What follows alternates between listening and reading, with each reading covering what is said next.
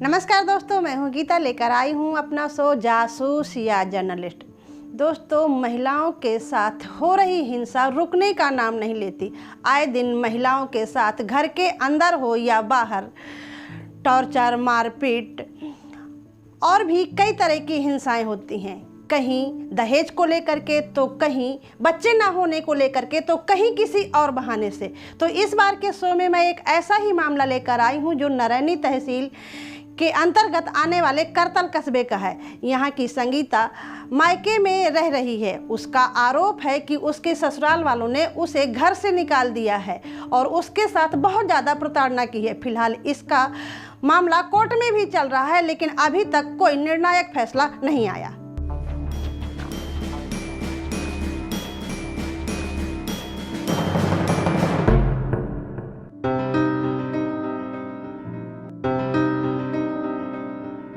हमारी कवरेज के दौरान जासूसी में पीड़िता से निकल कर आया कि उसकी पहली शादी एमपी में हुई थी, लेकिन उसके पति की बहुत ज़्यादा तबीयत खराब थी। इस कारण ससुराल वालों ने वहाँ से उसका तलाक करवा दिया राजी खुशी और 2 लाख रुपए दे दिए। मायके वालों से ये कहा कि लड़की की दूसरी शादी करके घर बसा दें, क्योंकि उनके लड़के की ज़िंदगी का कोई ठिकाना नहीं है। इसलिए मायके वालों ने 2018 में नरैनी कस्बे के संजीव खरे के साथ शादी करा दी। शादी के कुछ ही दिन बाद ससुराल वाले काफ़ी मारपीट करने लगे, हिंसा करने लगे, उसको खाना नहीं देने लगे। कई दिन वो भूखी रहती और ये आरोप लगाते कि वो पहली पत्नी के बच्चे को मार देगी। जबकि जब शादी हुई थी उस समय दोनों के पिछले अतीत के बारे में पति पत्नी को पता था, क्योंकि पति की भी दूसरी शादी थी। इसलिए वो मायके में रह रही है और कई बारी उसने न्याय की मांग भी की, लेकिन अभी तक किसी तरह का कोई न्याय नहीं मिला और उसको अंत में कोर्ट का दरवाज़ा खटखटाना पड़ा। लेकिन कोर्ट से भी अभी किसी तरह का फैसला समझ नहीं आ रहा। हमारी जासूसी में पीड़िता ने ये भी बताया कि वो अपने पति के पहले बच्चे को बहुत ज़्यादा प्यार करती थी, लेकिन ससुराल वाले उसको उसके नज़दीक नहीं आने दे रहे थे। कह रहे थे ये सौतेली माँ है, मार देगी, और ये कह रहे थे कि तुम दूसरा बच्चा नहीं करोगी। लेकिन उसके पेट में बच्चा आ गया। तब ससुराल वालों ने उसके मलेरिया का इंजेक्शन लगवा दिया, ये पीड़िता का आरोप है, और उसका पेट गिर गया। इसके बाद उन्होंने काफ़ी मारपीट की, फिर भी वो वहीं ससुराल में रही और कुछ दिन बाद उसके पेट में दूसरा बच्चा भी आ गया। तब ससुराल वालों ने उसका अल्ट्रासाउंड करवाया और जहां देखा कि बच्चा आ गया, उसके साथ फिर मारपीट की और ये कहा कि तुम्हारी तबीयत खराब है, कुछ दिन मायके में रहो, और उसको घर से निकाल दिया। तब से वो मायके में ही है। उसके 9 महीने पूरे हो गए, बच्चा होने का समय आ गया। वो बार बार फ़ोन करती रही, लेकिन ससुराल वालों ने कोई खबर नहीं ली। वो बच्चा उसका उल्टा था और काफ़ी उसकी तबीयत खराब हुई। जब बच्चा होने का समय आया तो वो लोग बांदा ले गए मायके वाले, और वहाँ पर काफ़ी पैसा लगना था। उतना उसके पास पैसा नहीं था, क्योंकि जो पहली शादी के तलाक से उसको 2 लाख रुपए मिला था, उसी से वो खर्च कर रही थी।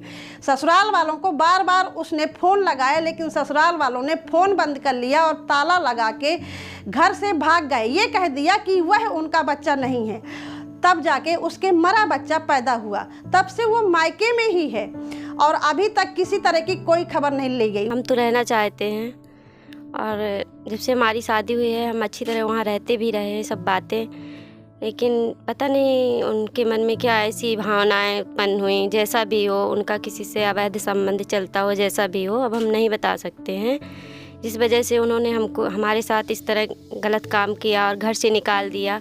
जब मैं प्रेगनेंसी हालत में थी, जब मेरे पेट में बच्चा था 3 महीने का, तब मेरे पति ने मुझे घर से निकाल दिया था और बोल रहे थे कि तुम कुछ दिन के लिए मायके चले जाओ। कब से आप मायके में हैं? वही हम 2 साल हो गए लगभग। वही जून के महीने में आए थे। बच्चा भी है आपका? नहीं, बच्चा ख़त्म हो गया है। क्या कहते हैं, बातचीत होती?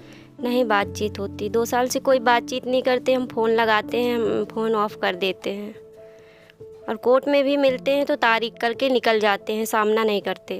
तो वो मामला कोर्ट तक कैसे पहुंचा? देखिए मैम, हमने तो नहीं पहुंचाया है, लेकिन उन्होंने पहुंचाया है। उन्हीं ने ही डाइवोर्स का मुकदमा दायर किया है, हमने नहीं किया। फिर इसके बाद हमने भी अपनी तरफ से मुकदमा दायर किया है, मेंटेनेंस का उसका और उसका दहेज उत्पीड़न का लगाया है। तो उसमें कोई कार्रवाई नहीं हुई अभी दहेज उत्पीड़न में। जहां जासूसी में पीड़िता से ये निकल कर आया कि मेंटेनेंस के लिए 2000 रुपये बंधे हैं और 2000 रुपये आज की महंगाई में क्या होता है वो भी नहीं मिल पा रहा। तो वहीं उसके वकील कहते हैं कि ये कोर्ट का मामला है, वो वसूली करवाने की मेंटेनेंस की पूरी कोशिश कर रहे हैं, लेकिन कोर्ट में देर तो होती ही है।